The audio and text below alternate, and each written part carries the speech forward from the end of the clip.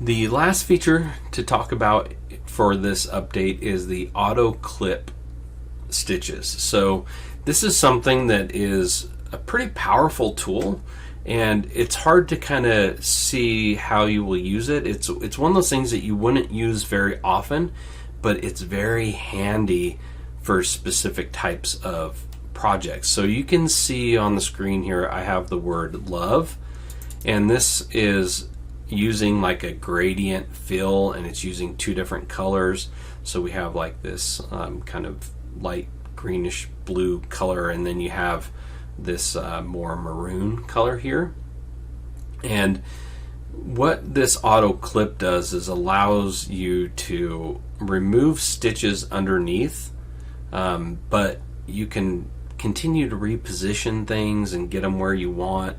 So it's a really handy feature. So just to give you an idea here of how to best utilize this, is you want to make sure that you kind of position things where you want, and there needs to be some overlapping going on.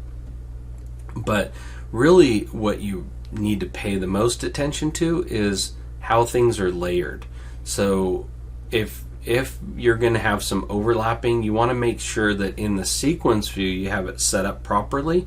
So if you want all of the letter L to show up and you want to cut out part of the O, you need to make sure that the O is underneath of the L. And the same thing with like this V and the letter E, is if you want the entire V to show up, you need to make sure that the O and the E are underneath of it. So you need to really pay attention to your sequence view. So if I select all these items here, I can come over here to the properties box, and what I'm looking for is automatic clip. And the one that I typically go with, that I've seen work the best, is just clip overlap stitches in segments below. So when I click that, what I want you to do is pay attention to these segments right here, and right in here, where the overlaps take place.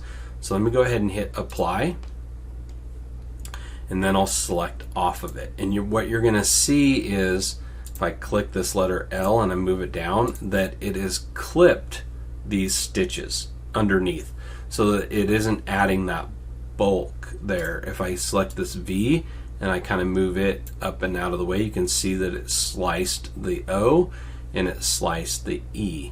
And so let me just go down, undo I mean, and that just gives you a good idea of what's taking place here. But the advantage of this clip tool is it kind of remembers what objects you clipped. And if you come in here and you say, I don't really I want this V to be a little bit closer or a little bit more in, and let's say this letter L too, let's say that I want to reposition this just to give it a different effect. So let's say I want this L to now be up here, and you can see this slice here. But let's take this V and let's move it up, and let's say that this is how we wanted it positioned. This would be a very hard change to make after you've kind of removed some overlap, so to speak. But if I select all of this now, and I just zoomed out a little bit, and if I select everything again and I come over to this clip and I hit apply, it's going to update it.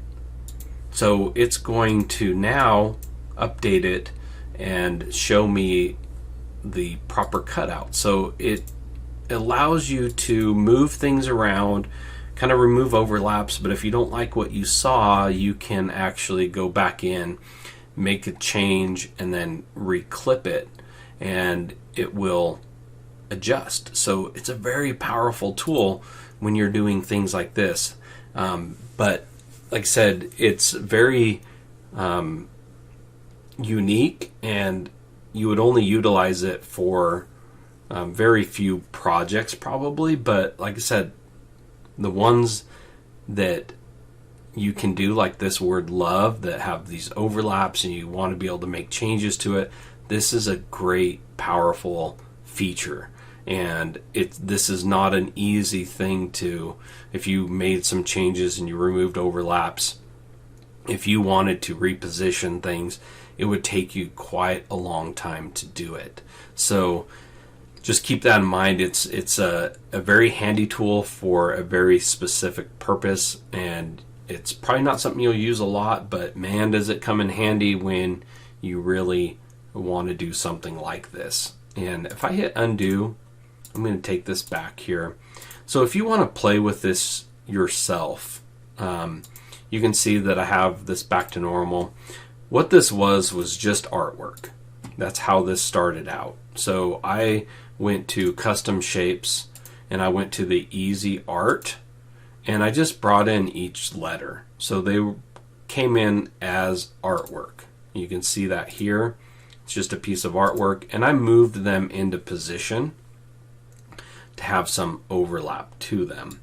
And all I did is selected everything, and I chose a gradient fill, just like that.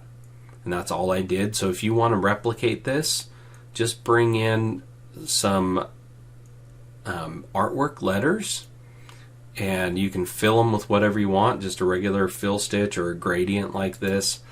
Then just, position them however you want, just by, clicking on one and moving it. And you might want this one to maybe be in a different position. Just get it kind of where you want with some overlap, and then select everything by dragging a box over the top of it, or by clicking all items right here. Come over to your automatic clip, click on this one right here, and hit apply. Now, one of the things that I'll point out that I really do like here is if I select everything, let me go ahead and undo it, and let me just do a regular fill stitch. So you can see now it's a regular fill. I'm going to select everything, and I'm going to come back over here to this automatic clip. One of the things I really like is that you have an overlap distance, and this is very handy. This is how you make sure you don't get gaps in your designs. So if I select this one, these, and I choose 1 or 1.2 millimeters, something like that, because it's a solid fill stitch, and I hit apply, I want to show you what this does here. I'll take it off of 3D view, and I'm going to come in here, and you're going to see that there is overlapping of 1.2 millimeters here now. And all that this is going to do is ensure that you don't get any gaps when you stitch this out. So by having that as an option right from the tool right here, that makes a big difference, and it makes it really easy to make sure that you get some compensation there and that you don't get gaps between your stitches. So that is the auto clip tool. It's pretty handy. You can do a lot with it. I have a lot of ideas for it, and hopefully I'll be able to share those with you. And so I hope that you enjoyed this video and all the other videos on the latest update. There are some pretty cool things with it.